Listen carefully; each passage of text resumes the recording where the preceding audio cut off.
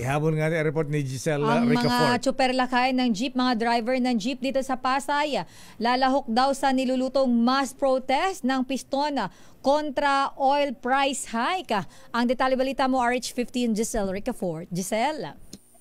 Lakay, Sir El, lalahok nga yung mga jeepney driver dito sa Pasay City sa nilulutong mass protest ng grupong Piston.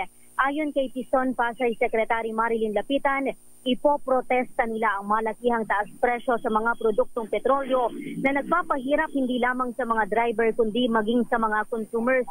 Wala pang petsa kung kailan isasagawa ang protesta, pero ayon kay Piston President Modi Floranda, gagawin nila ito bago matapos ang taon. Ito ay kung magtutuloy-tuloy daw yung oil price hike. Tatalampagin daw nila ang gobyerno na suspindihin ang excise tax sa ilalim ng train o tax reform for acceleration and inclusion law at ang value-added tax. Isisigaw ng mga jeepney driver na ibasura rin ang oil deregulation law upang magkaroon ng papel ng gobyerno sa presyuhan ng krudo. Nananawagan ng Piston na sumama sa kanilang pagkilos ang iba pang sektor kagaya ng mga simpleng pamamayan. Pakinggan natin yung bahagi ng ating mga panayam.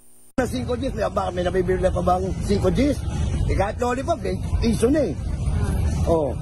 Kaya sa amin, alisin ang regulatory board, ibaba ang krudo, itaas ang sahod, itaas ang mga manggagawa, yung mga sahod nila, ibigay ang karapatan ng taong bayan.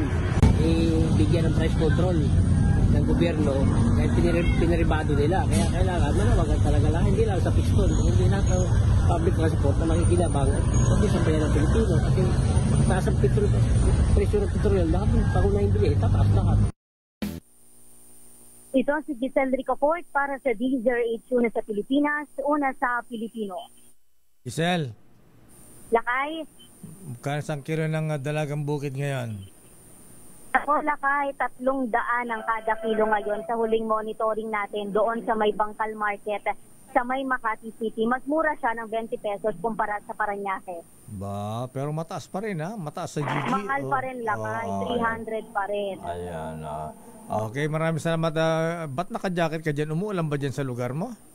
Nako, kanina Lakay kasi pumapatak-patak yung ulan. Makulimlim yung panahon kanina. Ilang oras yung nakalipas, mukhang bubuhos yung may kalakasang ulan. Eto ngayon Lakay, hindi maintindihan, sumisikat na naman yung araw.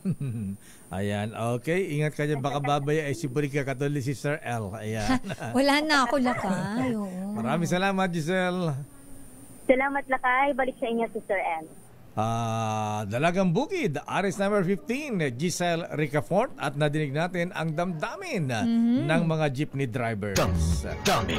Alam mo,